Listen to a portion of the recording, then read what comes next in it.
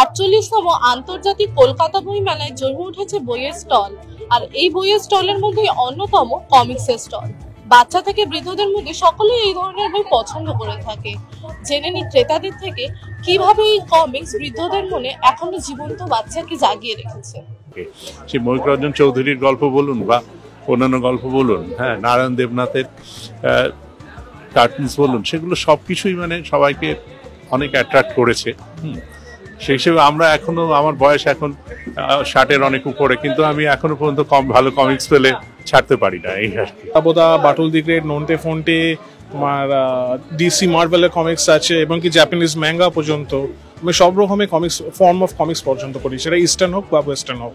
আমার কমিক্সের দিক থেকে বাটল দি গ্রেট খুবই ভালো লাগে। বাটল দি গ্রেট আমার নারায়ণ গঙ্গোপাধ্যায়ের খুবই একটা ভালো বই, আমি প্রচুর পড়েছি। আমি ওনার দেখা অনেকগুলো ওরকম ইউটিউবে অনেকগুলো শো দেখেছি, আমার খুবই ভালো লেগেছে। তো জেনে নেওয়া গেল শুধু বাচ্চাদের মধ্যেই না, বয়স্কদের মধ্যে সমানভাবে কমিক্সের প্রভাব আছে। ক্যামেরা পার্সন প্রত্যয়ের সাথে আমি কোয়েনা ভৌমিক, সরাসরি বইমেলা প্রাঙ্গণ থেকে।